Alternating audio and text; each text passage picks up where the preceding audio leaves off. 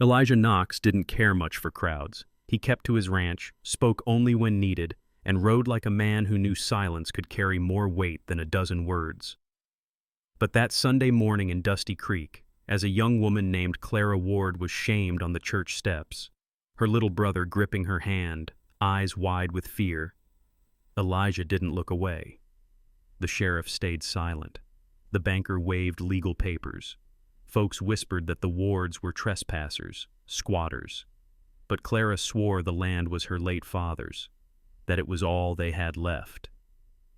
Elijah didn't argue. He didn't make speeches. He just tipped his hat and said, "You two can stay at mine." And that small act, quiet and steady, was the first crack in a crooked plan that went deeper than anyone realized. What Clara didn't know was that someone had buried the truth, burned the records, paid off the map makers, and soon, flames would take more than just a roof. They'd come for her name, her future, her hope. But Elijah? He'd seen injustice before, and this time, he wasn't riding past it.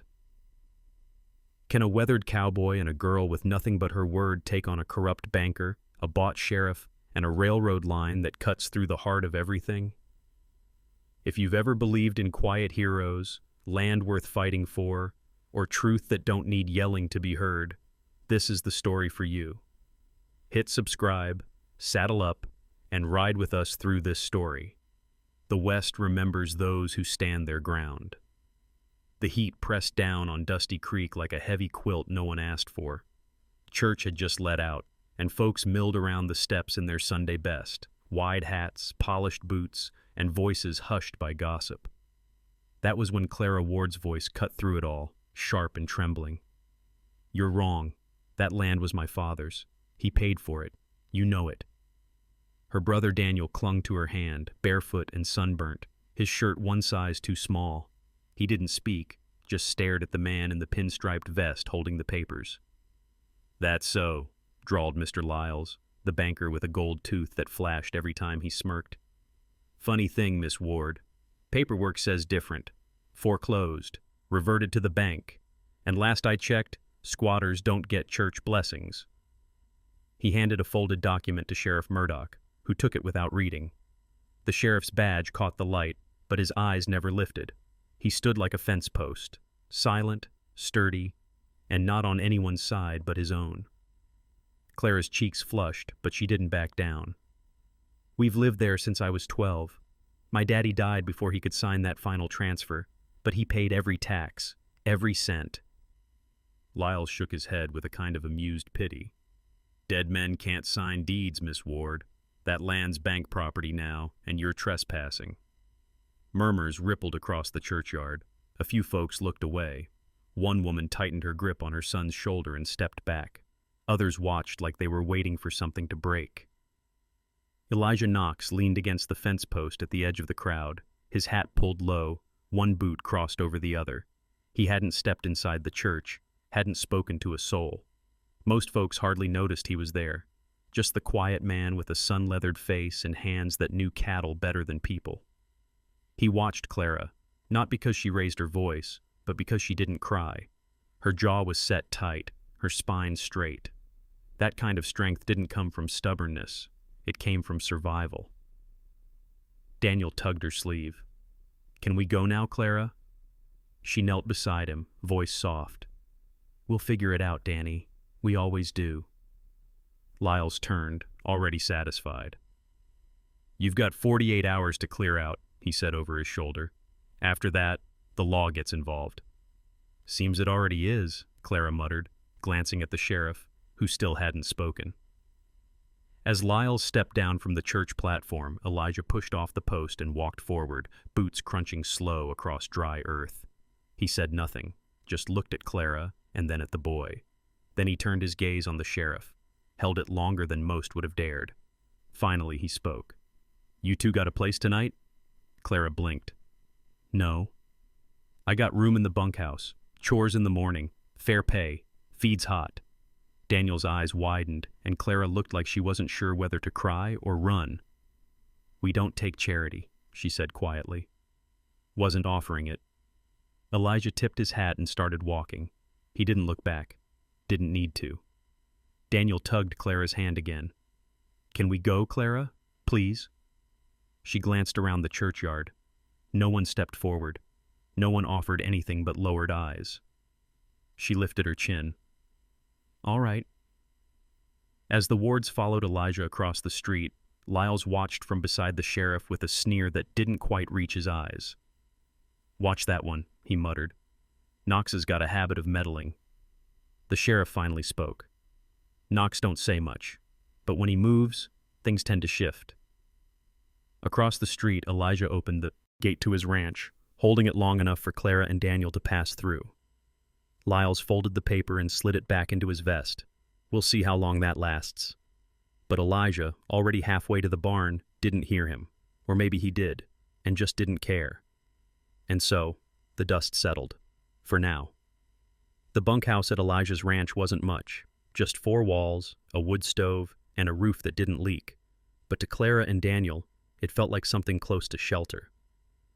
Clara folded their threadbare blanket at the foot of the cot, while Daniel explored the far corner like it was a castle. He picked up a tin cup from the shelf and held it up proudly. "Clara, look, it's clean." She managed a small smile. "That it is." That night, Elijah left a plate of cornbread and beans on the table without a word. No small talk, no instructions, just set it down and walked out into the dark, the screen door clattering behind him. Clara watched his silhouette fade into the barn light. She didn't trust kindness anymore, not since folks started calling her a liar in public, but she wasn't too proud to let her brother eat. The next morning, Elijah handed her a feed sack and pointed to the corral. "Mule needs oats. Water trough's dry." Clara hesitated. I don't know ranch work." He shrugged. "You'll learn." And so she did. She fed the mule, filled the trough, and watched as Elijah moved through the morning like a man stitched into the land, quiet, steady, and worn at the edges. Later that day, he leaned against the fence and finally asked, "That land y'all were on, your daddy bought it?" Clara wiped her hands on her skirt. "Yes, sir. Paid cash to a man named Weaver back in '91, but the courthouse clerk said there was never a final title transfer. Daddy got sick right after. Real bad. Then the flu came, then the fire." Her voice trailed off, the pain trailing with it. "Where's the paperwork?" "Gone in the fire, but I've still got his Bible. That came with us." Elijah gave a nod and turned for the house. "Get it." She blinked. "Now?" He didn't answer, but his boots kept walking. Back inside the bunkhouse, Clara opened the worn leather Bible that had sat at the bottom of her satchel since her daddy's funeral. Its cover was cracked, pages feathered soft from years of turning hands. Slipped between Psalms and Proverbs was a folded scrap of yellowing paper. She held it out to Elijah, heart suddenly thudding. "What's this?" he asked, unfolding it with careful fingers.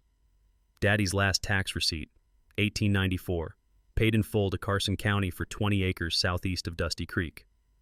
Elijah ran a thumb over the county seal, eyes narrowing slightly. "Huh. That land's ours," Clara whispered, voice trembling now, not with anger, but with the ache of being called a liar too many times. He folded the paper again and tucked it into his vest pocket. "I'm headed into town. You think it'll help?" Elijah looked at her then, really looked. Not like the crowd at the church had, not with suspicion, just steady, like he was weighing her words against something he already knew about the world. "I think you paid more than most for that land," he said. Then he stepped out the door. The town land office sat beside the saloon, 2 buildings that rarely shared the truth between them. Elijah tipped his hat as he stepped inside, nodding once at the clerk behind the high counter. Her name was Mabel Hutchins, and she'd been guarding the town's papers since her husband passed 2 winters ago. "Mabel." "Elijah Knox," she said, not bothering to smile. "Need something filed?" "Need something found." He placed the receipt on the counter. Mabel squinted at it through her spectacles. 94? That's a rough year. "I need the deed book. That parcel would have been under Ward or Weaver." Mabel frowned and turned to the shelf behind her. She pulled out the bound volumes, one by one.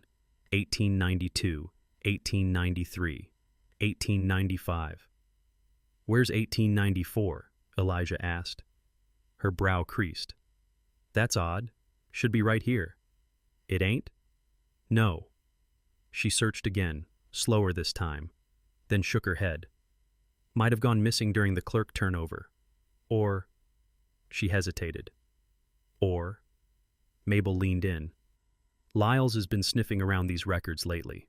Asked for certain books. Said it was bank business. Elijah said nothing. Just nodded once and walked out into the dusty street, the sun bearing down like judgment.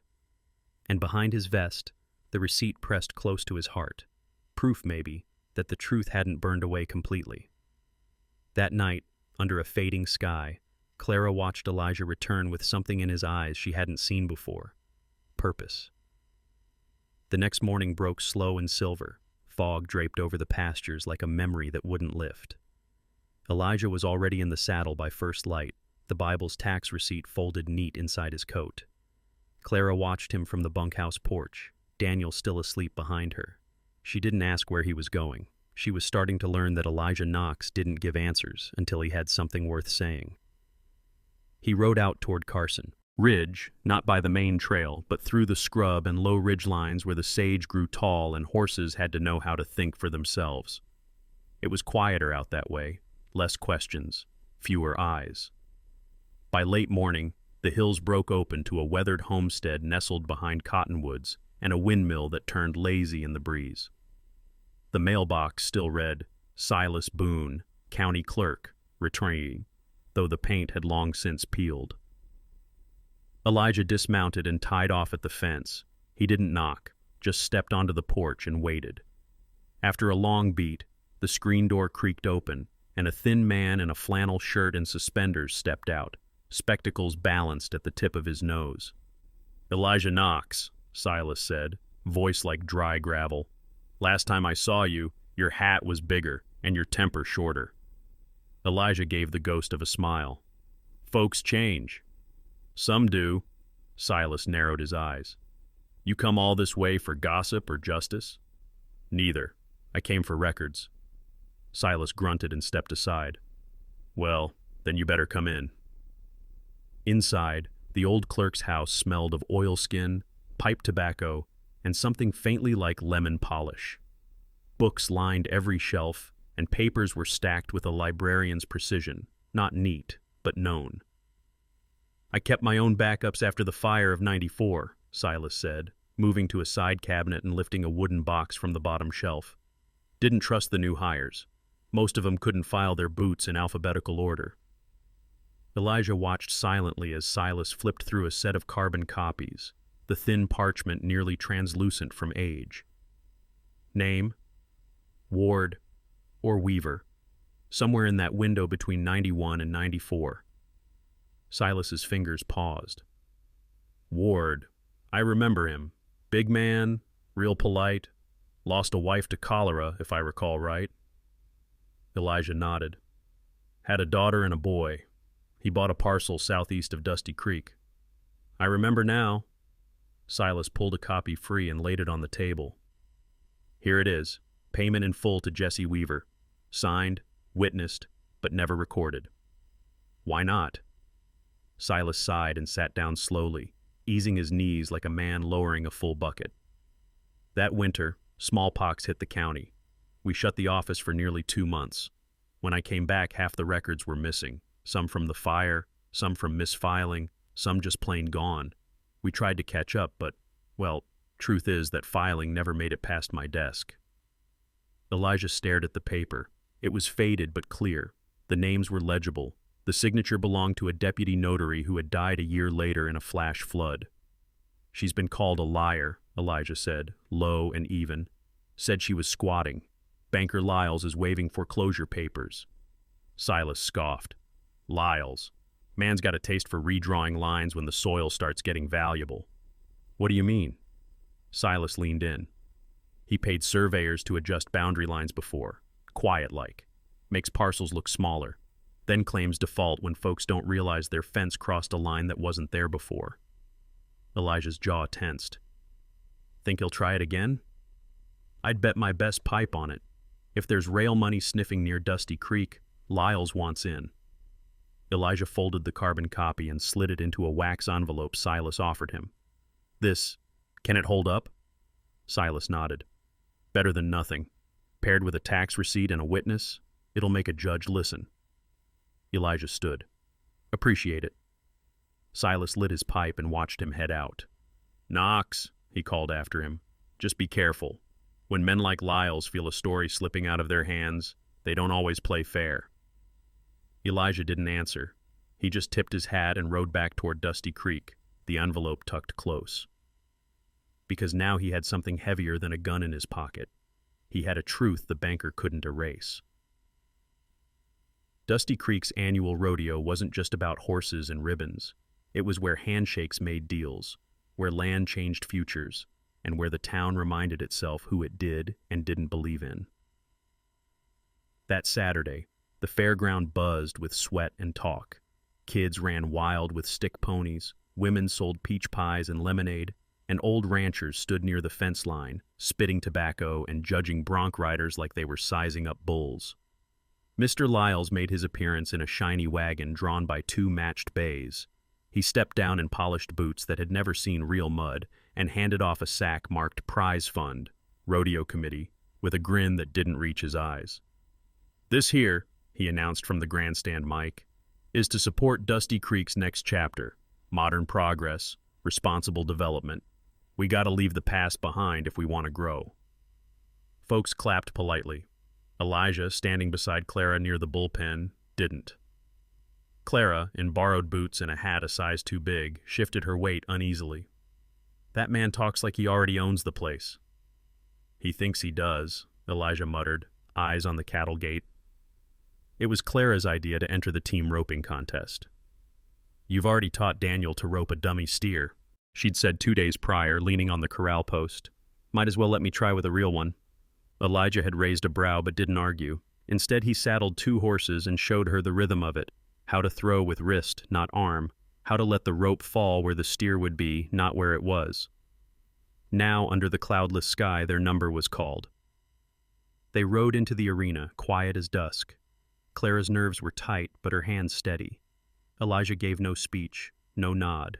He just waited for the chute gate. The steer burst out, and Clara's rope sailed clean, tight around the horns. Elijah's loop caught the heels in a single fluid motion. The crowd roared. They didn't win first. That went to a pair of brothers from Yuma with a bloodline of ranching in their veins. But second place got applause, and more importantly, attention. As they rode out, people murmured. Wasn't that the girl from the church steps? Knox roping with her now? Didn't she claim that land up by Weaver's old boundary? Later, as the sun dipped low and the music swelled near the dance platform, Clara and Elijah stood off to the side, sipping lukewarm lemonade. You knew what that would stir up, didn't you? Clara asked. Elijah sipped slowly. Folks don't believe what they don't see. Thought maybe today they'd see you ride for yourself. Her jaw tightened. I don't want pity. You didn't rope like someone looking for pity. Their eyes met. No more words were needed. But Dusty Creek had its way of reminding people that truth and resentment often rode side by side. That night, after the crowd thinned and lanterns were dimmed, Elijah led the horses back to the barn while Clara walked Daniel to the bunkhouse. The wind carried the faint sound of a harmonica from town. Coyotes yelped somewhere beyond the ridge. Then Clara stopped cold. Their wagon, old but faithful, sat with its wheels hacked to splinters. A foreclosure tag fluttered on the porch of the bunkhouse. It bore the stamped seal of Lyles's bank. She ran her fingers over the paper, then looked back toward the barn, heart pounding. By the time Elijah returned, she was still holding it. Guess he didn't like second place, she said, voice dry but trembling. Elijah took the tag, looked it over without speaking, and then slipped it into his coat.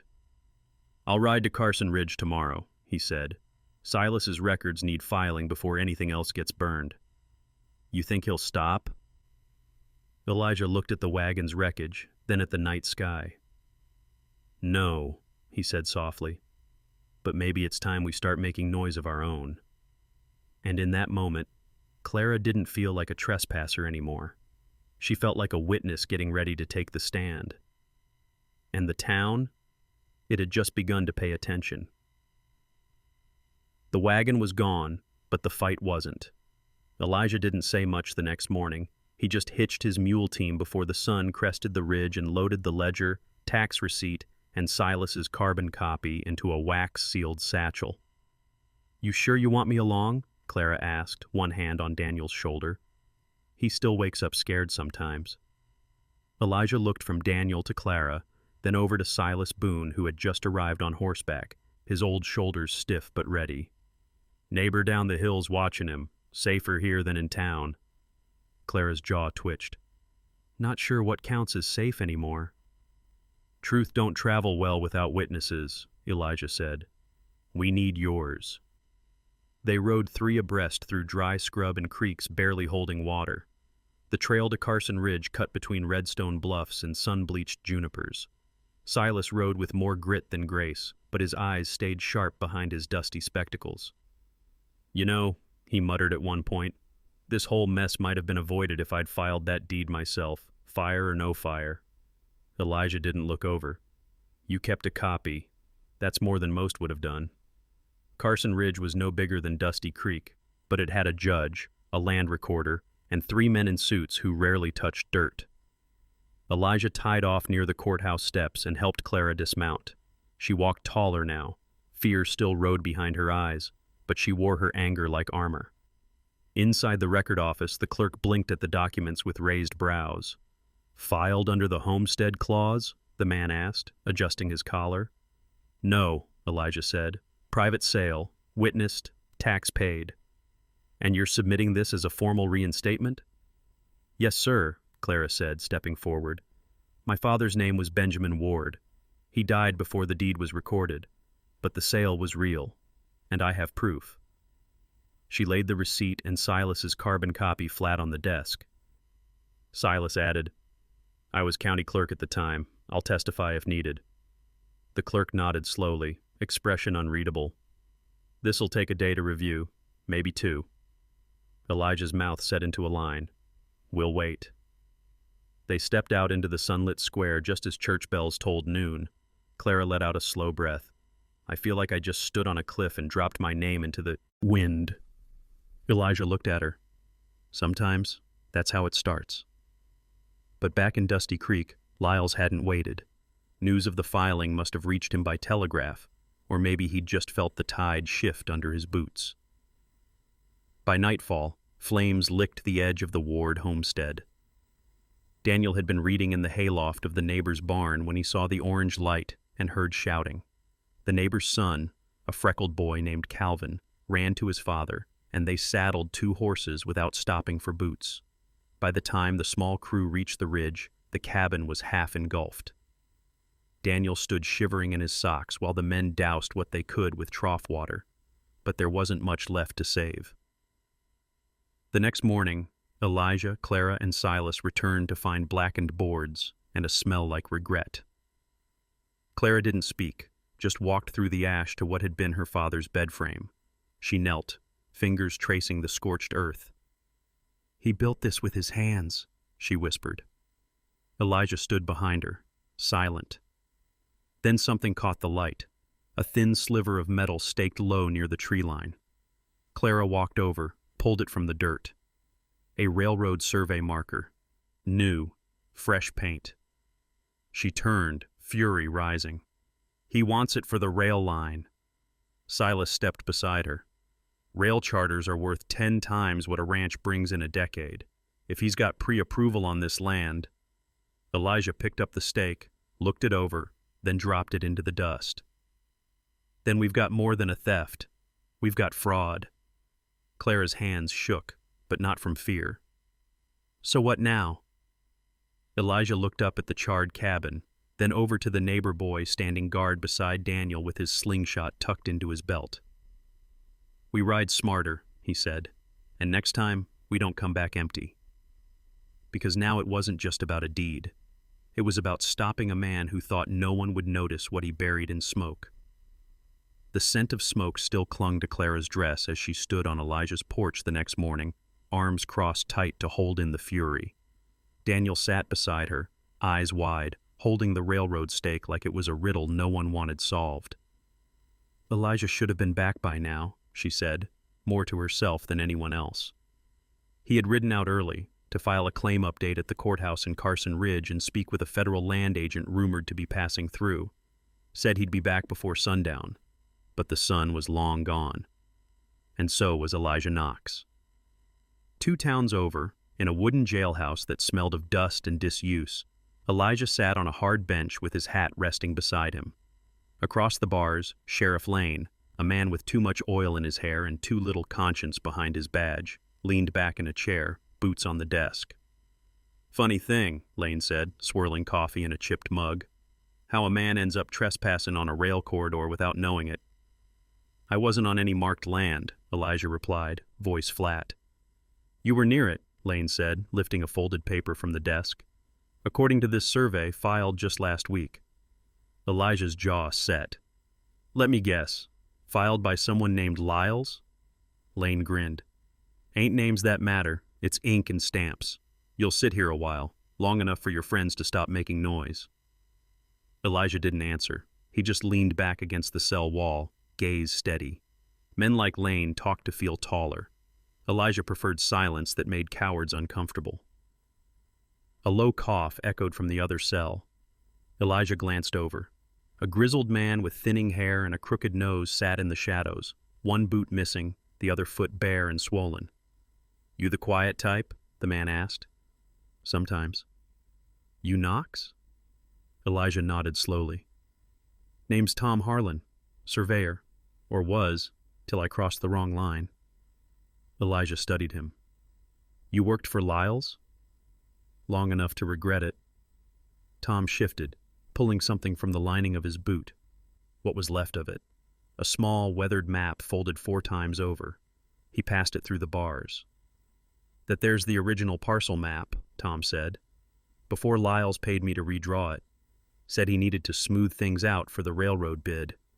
But when I asked questions, he told folks I'd gone mad. Sheriff here took my tools, threw me in this hole, and said I was drunk on duty." Elijah unfolded the map. His eyes scanned the clean lines, the signatures, the date. 3 weeks before the fire. "This proves he had plans for the Ward land before the cabin burned," Elijah muttered. "And that the new rail route ain't legal," Tom added. "But don't expect a judge in this town to say so. Lyles has hands in pockets all the way to the county seat." Elijah folded the map and tucked it in his coat. "You willing to say all this in front of a judge?" Tom snorted. "Only if you promise I ain't swinging for it." Outside, the sound of hooves approached. "Someone's coming," Lane muttered, standing. A voice called through the front door. "Elijah Knox is a legal witness and a citizen in good standing. You've no cause to hold him." It was Silas Boone. Behind him stood Clara, eyes sharp, Bible clutched under one arm. Lane frowned. "Y'all don't have jurisdiction." Silas stepped forward. "But I've got this."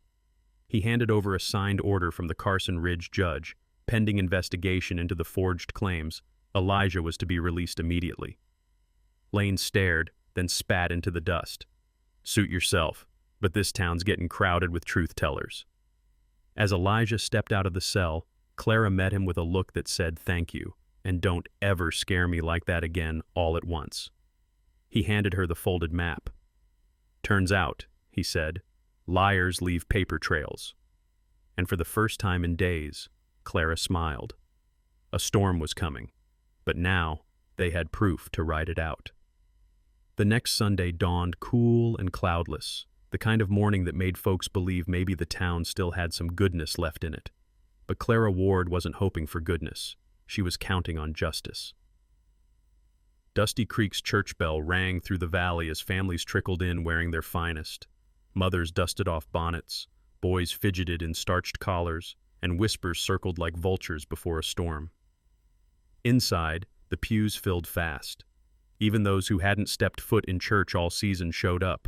Some came for the sermon, Most came for the drama. Reverend Cole gave a polite nod as Clara entered, Daniel clutching her hand. Silas Boone followed behind, cane tapping the wood floor. And though Elijah wasn't with them, Clara walked straighter than she had in weeks.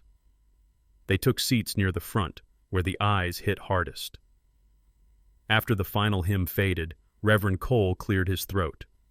"Before we close today, Miss Ward has something she wishes to say. Let us give her our attention." Clara stood slowly. The church felt tighter than it was, heat pressing behind her collarbone. Her voice wavered, but she spoke loud enough for the last row to hear. "My name is Clara Ward. I was raised here. I went to this church before my mother passed, before my father bought our land south of the ridge. Some of you remember him, Benjamin Ward. He paid for that land, and I've come to prove it." Murmurs rippled, but Clara pressed on. "My father qualified for a military land bonus for his service. After he died, I found this." She pulled a letter from her satchel. "A verification of his service and eligibility, and we've recovered a carbon copy of the deed, signed and witnessed." She turned to Silas, who stood beside her now. "I served as county clerk at the time," Silas said, voice steady despite his age. "And I confirm that the deed is real. The only reason it wasn't filed was a smallpox outbreak that shut down the office. I kept backup records. They match." He held up a sealed envelope. Reverend Cole took it gently and handed it to Judge Ellis, seated quietly in the third pew. A retired circuit judge, Ellis had agreed to mediate the matter once the federal investigation was triggered by Clara's official claim in Carson Ridge. "I also have a map," Clara said, lifting another folded document. "One that shows the original land boundaries, before someone redrew them to make our home look like a trespass." A creak at the back of the church drew every head around. Elijah Knox stepped through the doors, calm as a sunrise. His boots echoed on the pine floor as he walked forward. He stopped at the communion table and unfolded a final document, a duplicate of the map Tom Harlan had smuggled out of his cell. He placed it down, flat and open, beside the Bible. "This map was hidden," Elijah said, "because it proved what Lyles wanted buried, that he had plans for the Ward land long before any foreclosure notice, that he adjusted maps to fit his profit, and that he let a cabin burn to make room for a rail line." A gasp rolled through the crowd like wind across wheat. Lyles, sitting near the rear, stood abruptly. "This is slander," he snapped. "I'll have every last one of you in court." Judge Ellis rose slowly, eyes on the map, then on Lyles. "You'll be in court all right," he said, "but not the kind where you set the terms." Lyles froze. "Federal investigators are en route," Silas added. "They were notified once the military bonus letter and surveyor's statement were filed." Suddenly pale, Lyles bolted for the side door. "Elijah," Clara said sharply. But Elijah didn't chase him. He didn't have to. Deputy Hale, one of the few lawmen not in Lyles's pocket, was already waiting outside, cuffs ready. Inside, silence fell again. Then Judge Ellis turned toward Clara. "Miss Ward," he said solemnly, "pending verification, you'll be granted full legal ownership, on grounds of tax history, military eligibility, and restored deed legitimacy." Clara sat slowly, Daniel crawling into her lap. Reverend Cole closed his Bible and said simply, "Sometimes, truth walks in quiet boots." And that morning, the loudest voice in town was made of paper, ink, and a name finally reclaimed. The courthouse in Carson Ridge hadn't seen a crowd that size in years. Farmers leaned against porch rails. Ranch hands in dust-covered shirts squinted through the windows, and townsfolk filled the gallery so thick that even the judge had to ask twice for quiet. Clara Ward sat at the plaintiff's table, Daniel beside her, his small hands folded in his lap like he was in church. Elijah stood behind them, arms crossed, a steady presence that didn't need to say a word. Silas Boone waited on a bench near the witness stand, hat in his lap. On the other side, Mr. Lyles sat alone, his lawyer delayed, his charm stripped bare under the weight of documents he could no longer discredit. Judge Ellis cleared his throat. "This court has reviewed the following: a military land grant confirmation, a previously lost tax receipt, a carbon copy of the original deed witnessed by a former county clerk, and 2 survey maps, one legitimate, one doctored. Add to that a sworn statement from Thomas Harlan, former surveyor. The judge paused, letting his gaze pass across the room. Not a single soul shifted. This court rules in favor of Miss Clara Ward. A rush of breath rippled through the gallery, a sound somewhere between a gasp and a prayer answered. The foreclosure is void, the judge continued. The land in question, 20 acres due southeast of Dusty Creek, will be formally recorded under Clara Ward, effective immediately. The false survey and lease documents will be submitted for federal investigation. Lyles stood up sharply. I was misled. The surveyor acted independently. Enough, Judge Ellis said, voice firm. The sheriff has already handed over his resignation. As for you, Mr. Lyles, a U.S. Marshal will be in touch by week's end. I suggest you don't leave the county. Lyles opened his mouth, then closed it again. His eyes flicked toward Clara, as if hoping for a crack of forgiveness. She didn't flinch, didn't gloat either. He turned and walked out, steps fast and stiff. Outside the courthouse, the sky had turned a soft gray. Rain threatened in the clouds, but it held, for now. Clara stepped out and took a long breath like it was the first one in weeks that didn't weigh her down. A reporter from Carson Ridge Tribune approached. Miss Ward, what'll you do now that the land is officially yours? Clara looked toward Elijah, who was tightening a saddle cinch, pretending not to listen. She smiled faintly. I'll live on it, same as my father intended. Will you rebuild? Clara nodded. That land's seen enough fire. Time it sees something grow again. As the crowd thinned and folks went about their business, Elijah mounted up. You comin'? He asked, voice low. Clara helped Daniel climb onto the back of the mule cart loaded with supplies, shingles, nails, and sacks of seed gifted by townsfolk who'd once looked away but now nodded in quiet respect. They rode home under a thick sky. Thunder rolled miles off, not quite threatening, just reminding them it still could. When they reached the edge of her land now, Clara spotted something that made her stop cold. The corral. It stood rebuilt, fence posts straight, boards freshly nailed, gates swinging easy on oiled hinges. Daniel gasped. Who did that? Elijah just tilted his hat back. Some neighbors. Said they owed you a fair start. Clara stepped down and walked to the edge of the corral. She ran her fingers along the wood, new, strong, steady. Behind her, Daniel was already chasing a chicken that had wandered back from who knows where. Elijah tied off the mule cart near the barn's scorched foundation. Thank you, she said quietly, not turning. For what? For standing beside me when no one else did. He shrugged. Didn't stand. Rode. She smiled. Either way, I didn't forget. The clouds broke then, just a little, and the sun slipped through like it was apologizing for being late. The land was hers. But more than that, so was her name. And in Dusty Creek, that meant something again. The wind came soft off the ridge that morning, carrying the scent of sage and something new. Hope, maybe, or sawdust. Either way, it meant change. Clara Ward stood on the front step of the new cabin, hammer in hand, shirt sleeves rolled high. Daniel balanced a pail of nails beside her, wearing boots 2 sizes too big, and a grin wide enough to split the sky. The walls were halfway up, the roof still needed doing, but the land beneath their feet? That was settled, signed, sealed, and finally theirs. Behind them, the rebuilt corral held 2 chestnut mares grazing side by side, donated by a neighbor who once said nothing when she was accused of squatting. A modest apology, but Clara accepted it with grace. She knew better than to hold a grudge in land that asked so much just to survive. Elijah rode in late that afternoon, same way he always did, quiet, steady, like the dust trailed him on purpose. He dismounted and handed Daniel a coil of rope without speaking. "What's this for?" the boy asked, eyes wide. "Practice," Elijah said simply. "Fence posts don't move, but calves do." Clara leaned her hip against the porch railing, arms crossed. You teaching him your ways now? Elijah gave the faintest smile. He asked, Did he? Daniel nodded eagerly. Said, I want a rope like you do. Maybe better. Elijah raised an eyebrow. Maybe. Clara watched the exchange like someone watching seeds take root.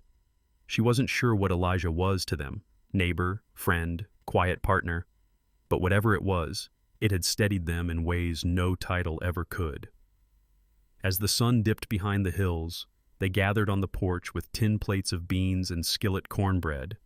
No speeches, no celebration, just the calm silence of people who had weathered something and come out still standing. Clara looked out over the land. The same hills her father had once promised would be hers. The same creek that nearly got stolen in ink and flames. It shimmered now with reflected sky, like even the water was glad to stay. You ever think about leaving? She asked Elijah, breaking the quiet. He shrugged. Some men look for more land. I just try to keep the peace I've got. She nodded slowly. That sounds right. Folks know what you did, Elijah said, voice low. Not just for the land, for standing up. I wasn't brave, Clara replied. I was tired of being quiet. Elijah looked at her then, not like a man watching over, but like a man seeing someone who didn't need watching anymore. That's usually when the right words come, he said. Daniel yawned and leaned his head against his sister's arm. The last light clung to the porch edge, casting long shadows on the dirt yard where justice had come not with gunfire, but with patience, paperwork, and the steadiness of those who refused to be erased. Clara exhaled slowly, letting the moment settle deep in her bones. You'll keep riding past? She asked Elijah. He nodded once. Always. And that was enough. They sat in the fading light, no noise but the wind through cottonwood and the low hum of cattle beyond the fence. It was a quiet ending, maybe, but not an empty one. Because the land was still standing. The truth had held. And the people who'd nearly been forgotten had written themselves back into the story. Daniel stirred, voice drowsy. Elijah? Yeah? You didn't talk much when we first met. No. Why not? Elijah looked out at the fading horizon, then down at the boy. Sometimes, he said, the loudest thing you can do is stand beside someone when it counts. Clara smiled then, soft and full. Because some men didn't need to raise their voice to raise the world around them, and Elijah never raised his voice, but he sure helped the truth speak loud enough. Drop a comment if you've ever stood beside someone when no one else would. And don't forget to subscribe for more stories like this one.